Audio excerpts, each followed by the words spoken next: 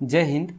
पिछले वीडियो में हम लोगों ने सीखा था इस ऑब्जेक्ट का फेस को कलर करना, और आज के वीडियो में हम लोग सीखने वाले हैं कि डायमेंशन किस प्रकार से करते हैं।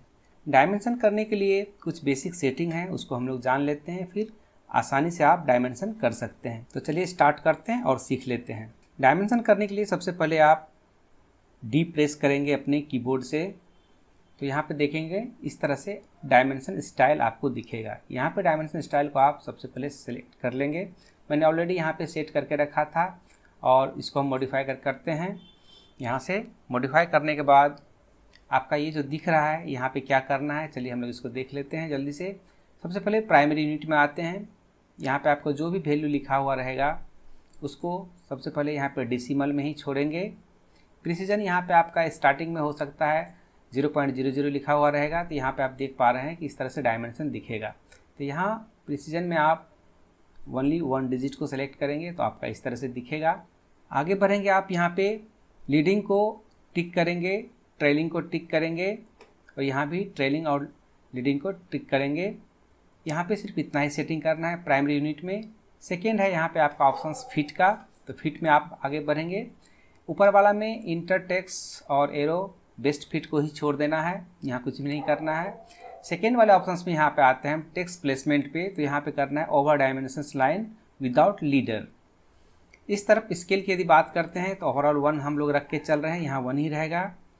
फाइन ट्यूनिंग की बात करते हैं तो यहाँ पे आप टिक करेंगे draw dimension line between extension line, तो आपका ये कुछ इस तरह से दिखेगा। फिर टेक्स्ट में आगे बढ़ेंगे हम, तो टेक्स्ट को यहाँ चाह रहे हैं कलर को चेंज करना, तो टेक्स्ट के कलर को आप यहाँ से चेंज कर सकते हैं इजीली। यदि हम वही येलो करते हैं तो यहाँ आपको येलो दिख रहा है, तो सिंपल है, इसको आप कर सकते हैं।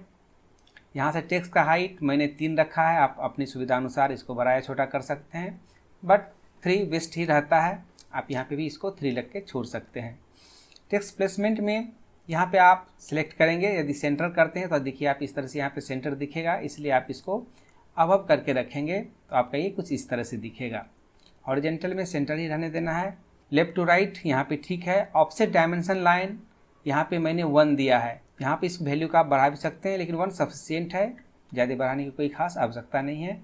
टेक्स्ट अलाइनमेंट में आप अलाइन विथ डायमेंशन लाइन रख सकते हैं, अदरवाइज आप ISO स्टैंडर्ड भी इस तरह से रख सकते हैं। मैंने यहाँ पे रखा हुआ है अलाइन विथ डायमेंशन लाइन के साथ। नेक्स्ट में है सिंबल एंड एरोज, तो एरोज का आप यहाँ चाहते हैं अपने हिसाब से साइज सेट कर सकते हैं। मैंने यहाँ पे 3 रखा है, और मार्क्स सेंटर मार्क मैंने 2.5 रखा हुआ है। ब्रेक जो है यहाँ पे 0.125 ये मैंने छोड़ दिया है।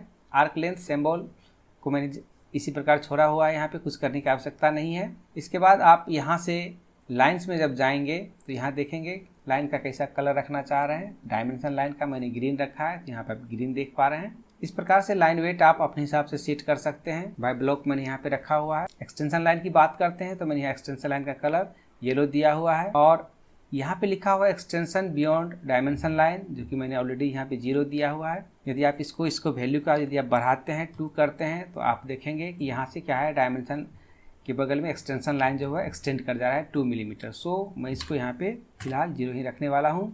ऑफसेट फ्रॉम ओरिजिन के लिए यहाँ पे मैंने 2 mm दिया हुआ है, मतलब इस लाइन से ये जो एक्सटेंशन लाइन की दूरी है इसके बीच में गैपिंग मैंने 2 रखा हुआ है। इतना करने के बाद सिंपल है, आप इसको ओके करेंगे और यहाँ पे सेट करेंट पर जा करके क्लिक कर देंगे और इसको विंडो को क्लोज कर देंगे। यहाँ से इतना हो जाने के बाद अब आपका डायमेंशन करने के लिए बिल्कुल तैयार है।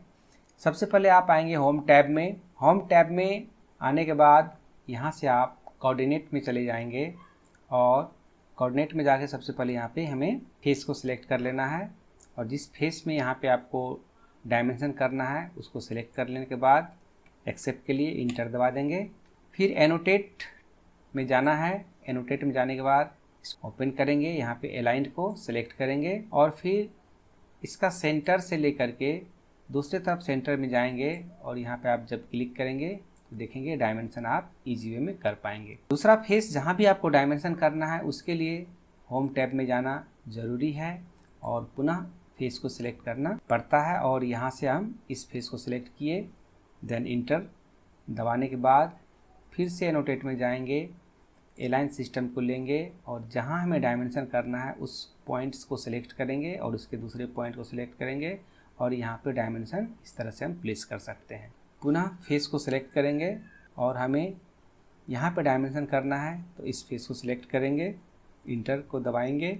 एनोटेट में जाने के बाद यदि हमें इस फेस का डायमेंशन करना है तो सबसे पहले इस फेस को सिलेक्ट करेंगे, देन इंटर, एनोटेट में जाने के बाद अलाइन को सिलेक्ट करेंगे और उस पॉइंट को सिलेक्ट करेंगे जहाँ से जहाँ तक हमें डायमेंशन करने की आवश्यकता है। और आप देखेंगे इस तरह से दोनों एरो को मैं आमने सामने रख के यहाँ से डायमेंशन ईजी वे में कर सकते हैं। अब हमें यहाँ का जो इसका डायमीटर है इसको हमें डायमेंशन करना है। उसके लिए सबसे पहले आप फेस को सिलेक्ट करेंगे, फेस को सिलेक्ट करने के बाद एक्सेप्ट करेंगे और एनोटेट में जाएंगे और यहाँ से हम सेट करेंगे डायमीटर। और डायमीटर सेट करने के बाद इस पॉइंट पर जाकर जब हम क्लिक करेंगे तो देखेंगे यहाँ पे हमारा जो डायमीटर है वह शो करने लगेगा। तो इस तरह से आप इजी वे में डायमेंशन कर सकते हैं। ध्यान यही रखना है कि जिस फेस में हमें काम करना है सबसे पहले उस फेस को हमें सिलेक्ट करना होता है। तो आज के वीडियो में इतना ही। उम्मीद है आप लोग इजी वे में डायमेंशन कर पाएंगे। तो मिलते हैं हम लोग इस प्रकार के नए इन्फॉर्मेटिव वीडियो के साथ अगले एपिसोड में।